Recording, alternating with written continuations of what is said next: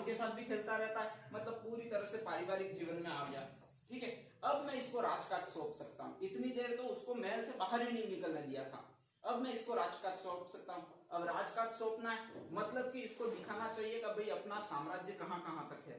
ठीक है जी, बोलो। हाँ बिल्कुल। तो अपना साम्राज्य किधर है ये दिखाना चाहिए उसको। तो उन्होंने एक उसका सारथी होता है, एक सारथी था जिसका नाम था छंदक, महात्मा बुद्ध का। उस सारथी को बोला कि भाई एक काम करो, इस सिद्धार्थ को तुम ऐसा करो कि नगर भ्रमण के लिए ले जाओ, मतलब नगर में घुमा कर लाओ और नगर को दिखाओ हमारे साम्राज्य में सेना कहां पर है, क्या क्या चीजें हैं, नगरवासी कैसे हैं, सारा कुछ दिखाओ। ठीक है, अब ये छंदक था वो महात्मा बुद्ध को नगर भ्रमण पर ले गया। जैसे ही महल से बाहर निकले, थोड़ी दूर पर गए, उनको सबसे पहले एक क्या मिल गया, वृद्ध मिल गया। वृद्ध का मतलब बूढ़ा आदमी मिल गया। उन्होंने पहली बार दुनिया में बूढ़ा आदमी देखा था, बूढ़ा आदमी देखा ही नहीं था उन्होंने कभी। ठीक है, पहली बार उसने बूढ़ा आदमी देखा। बूढ़ा आदमी देखते ही उसको लगा कि यार ये कोई मंगल ग्रह से टपक के आ गया है, अपने यहाँ का तो हो नहीं सकता, क्योंकि उनके पास जो दास दासियां रहते थे वो खूबसूरत ही होते थे, 12 से 15 साल 17 साल की एज के, इसके अलावा होते ही नहीं थे। जैसे ही थोड़ा सा बड़ा होने लगता उसको निकाल दिया जाता था, दूसरा रखा जाता था। ठीक है, तो उसने सोचा कि भाई कोई और ग्रह से आ गया होगा। उन्होंने अपने सेवक से पूछा छंदक से, ये छंदक ये कौन है? तो उसने कहा कि हुजूर ये बूढ़ा आदमी है। अब बूढ़ा आदमी मिला, उसकी कोई दिक्कत नहीं थी। बोले कि ये बूढ़ा कैसे हो गया? समस्या यहाँ पर थी। ठीक है, उन्होंने बताया हुजूर एक समय होता है, एक आयु होती है, उसके बाद हर इंसान को बूढ़ा होना ही पड़ता है।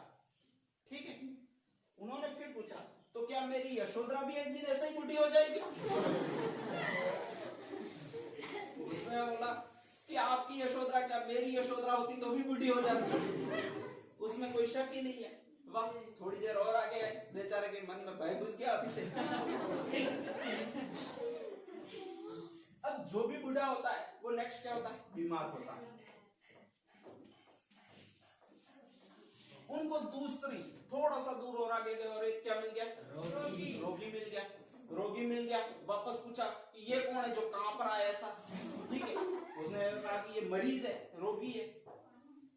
ये रोगी कैसे होता है? उनको पता ही नहीं था। उसने वापस कहा कि इंसान को कभी कभी बीमार हो जाता है, किसी कारणवश बुखार वगैरह आ जाता है तो वो रोगी हो जाता है, या फिर बूढ़ा हो जाता है और उसका अंतिम समय निकट आता है तो वो रोगी हो जाता है, मतलब बीमार होने लग जाता है। उन्होंने वापस पूछा तो क्या एक दिन मेरी यशोधरा भी रोगी हो जाएगी? ठीक है, उसने कहा कि भाई होगी तो सही, अब मैं क्या कहूँ। चलो थोड़े और आगे निकले, अभी तक और टेंशन आ गई। जैसे ही थोड़े और आगे निकले, रोगी की जाने के बाद में उनको एक मृतक मिला, मतलब एक लाश दिखी। सारे राम नाम सत्य कहते हुए जा रहे थे। जैसे ही मृतक आया, उन्होंने पूछा कि ये लेटा हुआ क्यों है? जब उम्र हो जाती है और मर जाता है तो ऐसे ही लेट कर जाना पड़ता है। ठीक है, अब ये मर गया इसलिए लेटा हुआ है। उन्होंने वापस पूछा ये मरता क्यों है? वापस बताया गया कि भाई ऐसे कैसे, जो भी इस दुनिया में आता है वो मरता ही है। जब ये कहा गया तो उन्होंने वापस पूछा कि क्या एक दिन मेरी यशोधरा भी ऐसे ही मर जाएगी? ठीक है, अब उसने वापस पूछा कि भाई मरने तुम्हारी नहीं सही, बचा सकते हैं नहीं उसको। अब नेक्स्ट आगे, अब उसने भी सोचा कि यार ये तो गजब का काम हो गया। अंत में उसको मृतक मिल गया। इसके बाद और आगे बढ़े तो एक मिला प्रसन्न चित्त सन्यासी। ठीक है, अब सन्यासी था, आराम से बांग वांग लेकर खुश था, आराम से अपना जो राख होती है उसमें खेल रहा था, वो तो अपने में मस्त। ठीक है, उसने बोला कि ये कौन है, ससुरा बड़ा प्रसन्न दिखता है। तो उसने कहा ये सन्यासी है, और सन्यासी हमेशा प्रसन्न रहता है, उसको कोई टेंशन ही नहीं होती है क्योंकि उसकी यशोधरा होती ही नहीं है। टेंशन क्या हो, यशोधरा हो तो टेंशन हो। अब इनके दिमाग में आया यार ये तो गड़बड़ चला हो गया, मुझे भी क्या बनना चाहिए, सन्यासी बनना चाहिए। घर पे आए, वैसे भी टेंशन मन में घुसी हुई थी, यशोधरा चाय का बर्तन लेकर आ गई। अच्छी तैयार हुई होकर आई होगी और उसने कहा कि कुछ सुनाओ, क्योंकि रोज बुद्ध कुछ ना कुछ उसको सुनाते थे, कुछ सुनाओ करके कौनी का धक्का दिया उसको। अब बुद्ध को कुछ याद आवे नहीं, ऐसे ही टेंशन। अब दिक्कत यह हुई कि सुनाए क्या, तो उन्होंने कहा कि जब तुम साड़ी पहनकर लाल बिंदी लगाती हो, बाबा करो, जब तुम साड़ी पहनकर लाल बिंदी लगाती हो, आगे क्या होगा देखो, कि यशोधरा को उम्मीद बढ़ गई कि आज तो मेरे लिए कुछ अच्छी सी गजल बनाई होगी। उन्होंने भी सुनानी शुरू की, यशोधरा भी उत्सुकता से सुन रही थी। जब तुम साड़ी पहनकर लाल बिंदी लगाती हो, कसम से मुझे एम्बुलेंस जैसी नजर आती है।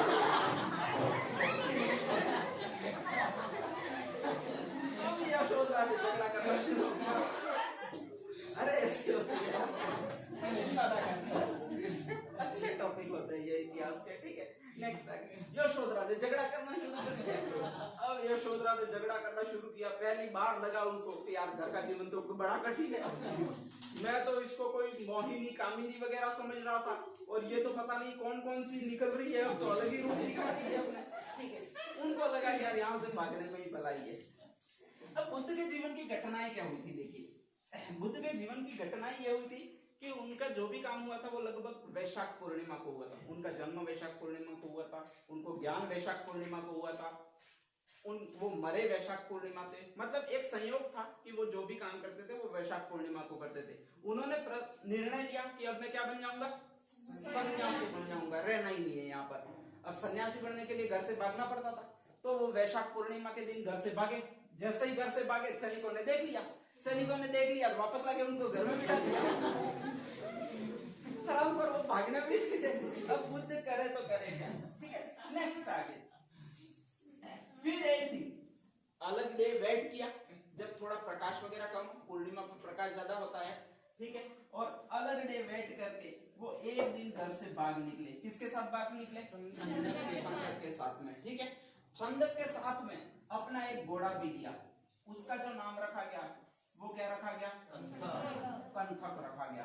मतलब घोड़े पर बैठकर उड़ते हुए भाग गए, ठीक है। सैनिक थे वो देखते ही रह गए, उनको बुद्ध बैठे यही पता नहीं लगा, और उन्होंने सोचा कि यहाँ पर भागा जा, वो कौन भाग रहा है, अश्व भाग रहा है। इसलिए बुद्ध के घर छोड़ने का जो प्रतीक बना ग्रह त्याग का, वो कौन बना, बुद्ध के जन्म का जो प्रतीक बना था भारी बड़ा गज बना था, ठीक है। अब अश्व पे भागे तो अश्व उनका प्रतीक बना। भागते भागते भागते भागते घोड़ा तो भागता ही रहा, ठीक है। सामने नदी आई तब वो रुका, और उस नदी का जो नाम था वो कौन सी नदी था, अनोमा, ठीक है। अनोमा नदी के तट पर एक अनुवैया नाम का गांव था।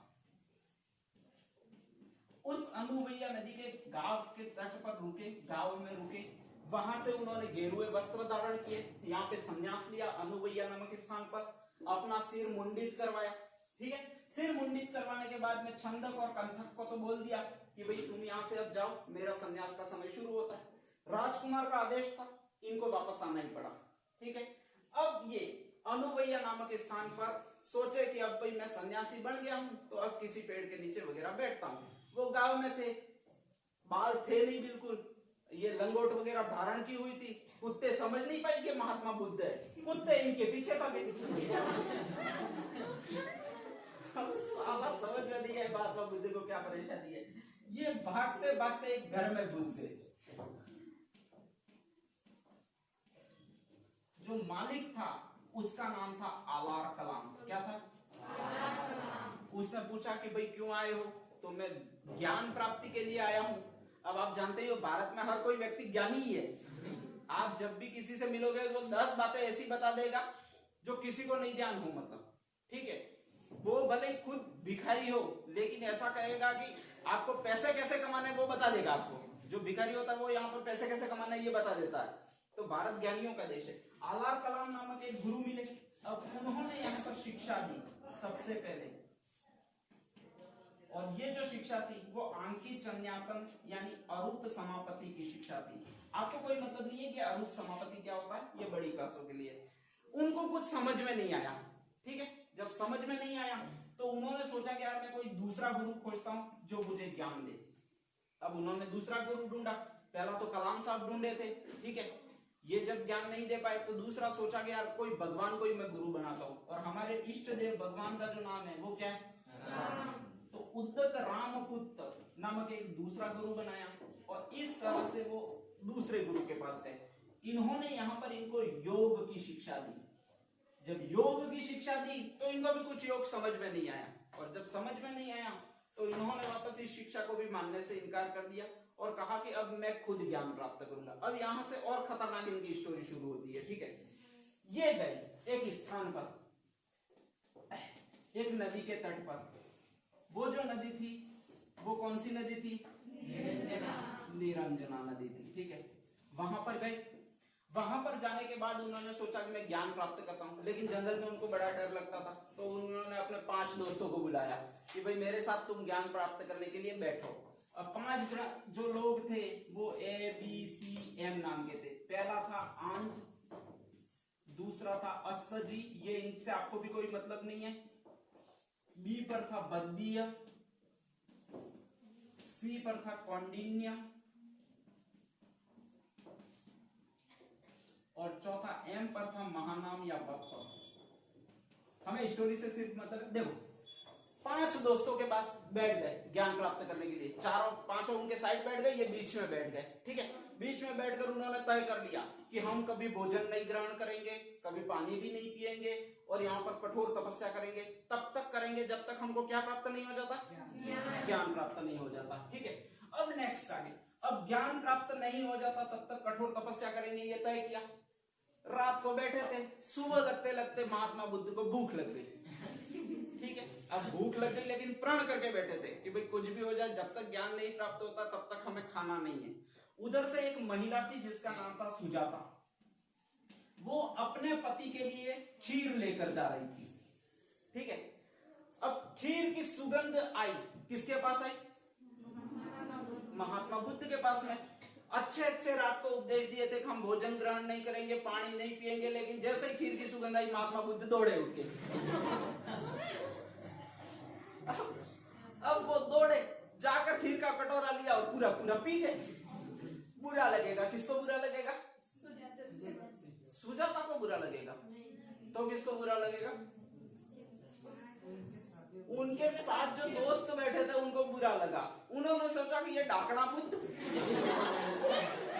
एक अकेला पूरा कटोरा, हमको तो कुछ दिया ही नहीं। बड़ी कॉमेडी हो रही है यहाँ पर बुद्ध के साथ। लास्ट कहाँ तक आ रहा है ये बताओ, और आ रहा है लिख कर रन लगा रहा है? चलो ठीक है, अब सुजाता से ले लिया। अब उनके 5 दोस्त थे, वो उनको गालियां देते हुए चले गए वहां से। अब चले गए, उनको बहुत बुरा लगा, भाई ऐसे कोई गालियां देते हुए राजा को चला जाए बुरा ही लगता है। उन्होंने सोचा कि अब तो मैं 100% तपस्या करूंगा, और निरंजना नदी के तट पर पालथी मारकर बैठ गए। उन्होंने 7 दिनों तक कहा जाता कुछ भोजन भी नहीं किया, कुछ पानी भी नहीं पिया, बिल्कुल ही। अब जैसे ही पानी वगैरह तो वो सूख कर कांटे जैसे हो गए। तभी वहां पर कुछ अपने एक गीत गाती है, कार्तिक मास में नहाने जाते हैं, ध्यान हो तो, तालाब में। कभी कोई गया अपने से? नहीं गया होगा, कोई बात नहीं। तो कार्तिक मास में नहाने जाते हैं। अब वो भी नहाने के लिए वहां पर कुछ स्त्रियां आई हुई थी। अब जब स्त्रियां आई हुई थी तो यहाँ पर उन स्त्रियों ने एक गीत गाया। अब गीत क्या गाया कि वीणा के तारों को इतना भी नहीं कसना चाहिए कि वो टूट जाए। ठीक है, मतलब खुद को इतना भी कष्ट नहीं दो कि ज्ञान प्राप्त करते करते ही तुम चले जाओ ऊपर और ज्ञान यही रह जाए। अब ऐसा करते उनको समझ में आया कि यार खाना तो पड़ेगा, तो उन्होंने कुछ भोजन ग्रहण किया, समाधि लगाई, और 7 सप्ताह तक उनकी समाधि लगाने के बाद में उनको कहा जाता है कि एक स्थान था जिसका नाम था उरुवेला। उरुवेला में जो स्थान था उसका नाम था गया, और इस गया में पीपल के पेड़ के नीचे उनको ज्ञान प्राप्त हुआ। ठीक है, यह पीपल का पेड़ बोधि वृक्ष कहलाया, और उस समय से ये जो बोध गया नामक स्थान था वो गौतम बुद्ध के नाम पर बोध गया कहलाया, और जो सिद्धार्थ नाम था वो कन्वर्ट होकर गौतम बुद्ध बन गया। अब नेक्स्ट आगे, यहां तक ठीक है कि भाई ये चीजें हुई थी, उनको ज्ञान मिल गया, फिर भी वो वहीं पर बैठे। तो हमारे इंद्र भगवान आए कि भाई उठो, तुमको ज्ञान मिल गया, इसको कहीं कहीं प्रसार करो, बांटो। वो उठे ही नहीं, फिर ब्रह्मा जी भी आए, दो देवता आए थे इनके पास में। ब्रह्मा जी ने भी कहा कि भाई उठो, अब तुम्हें ज्ञान मिल गया, इसका प्रसार करो। चलो ठीक है, उन्होंने सोचा कि मैं प्रसार करता हूं। प्रसार करने के लिए वो वहां से निकले और सबसे पहले वो प्रसार करने के लिए एक स्थान पर गए अपने ज्ञान का। सारनाथ। सारनाथ में उन्होंने 5 शिष्यों को, जो पहले उनको छोड़कर भाग गए थे, उन्हीं को पहला ज्ञान दिया। और यही इतिहास में एक नाम से जाना जाता है, महाधर्म चक्र प्रवर्तन। ठीक है, ये महाधर्म चक्र प्रवर्तन हुआ, मतलब उन्होंने ज्ञान का प्रसार करना शुरू कर दिया। सारनाथ के बाद में नेक्स्ट वो कपिलवस्तु गए, कपिलवस्तु के बाद में वो वैशाली गए। ये आपके नहीं है, मतलब कोई मतलब नहीं है, बहुत डिटेल है। वैशाली के बाद में वो एक जगह और गए, श्रावस्ती, और यहाँ पर उन्होंने सर्वाधिक उपदेश दिए। लगभग 21 वर्ष तक यहाँ पर रहे। ठीक है, उन्होंने यहाँ पर सर्वाधिक उपदेश दिए, सर्वाधिक प्रवचन दिए, सर्वाधिक शिष्य बनाए, और बाकी भी जितने भी सर्वाधिक नाम से आते हैं वो श्रावस्ती में ही है। श्रावस्ती में वो रहे। श्रावस्ती के बाद में लास्ट में वो एक नगर में चले गए। कौन से नगर में चले गए? कुशीनगर में चले गए। अब कुशीनगर में और ज्यादा ट्रेजेडी इनके साथ में स्टार्ट हो गई। ठीक है, कुशीनगर में क्या ट्रेजेडी स्टार्ट हुई, देखिए। वो कुशीनगर गए, कुशीनगर में उनको एक आमंत्रित किया, और जो उनको आमंत्रित करने वाला आदमी था वो लोहार था। उसका नाम क्या था? चुंद लोहार था। ठीक है, उसने इनके भोजन की व्यवस्था की और खाना बनाया। अब खाना कौन सा बनाया, देखो कौन सा बनाया? सुकर मद्दप। क्या कहलाता है? सुअर का मांस बनाया। ठीक है, देखो मांस बनाते हैं तो उसमें ये मसाले वगैरह बहुत ज्यादा डालने पड़ते हैं ताकि वो टेस्टी लग सके, भूसा जैसा नहीं लगे। किसी ने अपने घर में बनाया कि नहीं बनाया? हाँ बनाया होगा, तो फिर पता ही होगा। तो उसमें मसाले वगैरह बहुत ज्यादा डालने पड़ते हैं, काली मिर्च, धनिया, हींग वगैरह बहुत ज्यादा डालने पड़ते हैं। तो उन्होंने बहुत ज्यादा चीजें इसमें डाल दी, सारे मसाले डाल दिए। अब जब सारे मसाले डाल दिए तो ये मांस था वो बहुत तेज बन गया, मतलब बहुत स्वादिष्ट बन गया, बहुत तेज बन गया। ठीक है, अब ये महात्मा बुद्ध आए, पालथी लगाई, खाने के लिए बैठे, पूछा कि भाई, पहली बार खाया, खाने के बाद पूछा, बहुत टेस्टी लगा। तो उसने पूछा कि भाई ये खाना क्या है? तो उन्होंने कहा कि ये तो आलू के पराठे हैं। महात्मा बुद्ध ने ऐसे आलू के पराठे कभी खाए ही नहीं थे। ठीक है, अब उनको तो बहुत टेस्टी लगा, उन्होंने डट के उसको खाया। अब खाया तो उसमें मिर्ची साली बहुत ज्यादा थी। अब मिर्ची बहुत ज्यादा थी, पेट में घुमड़ बादल बनने स्टार्ट हो गए। अब बादल बनने स्टार्ट हुए, जब उनका पेट खराब हुआ तो वो एक नदी की तरफ भागे यहां से।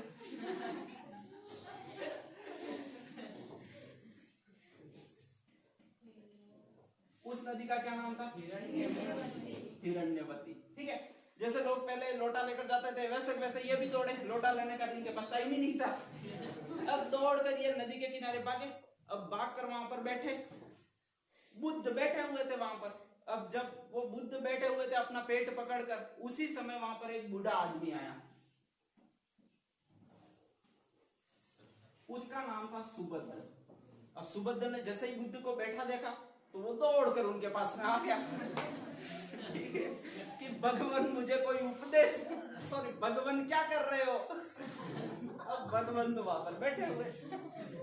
उसने कहा कि तेरा विनाश हो साले।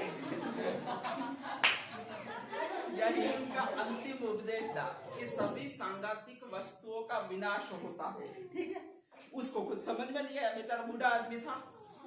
ठीक है, उन्होंने वापस पूछा कि मेरे लिए कोई उपदेश है? अब ऐसी कंडीशन में उपदेश दिया, मतलब पूछा। वो बैठे हुए थे, उन्होंने तो बोला कि तुम मर जाए अभी कभी। यही उनका दूसरा उपदेश था। फिर सुभद्र को कुछ समझ में नहीं आया, उसने कहा वहीं पर इसी तरह उनको ये अतिसार, मतलब दस्त लगे थे, तो उसको कहते हैं अतिसार रोग।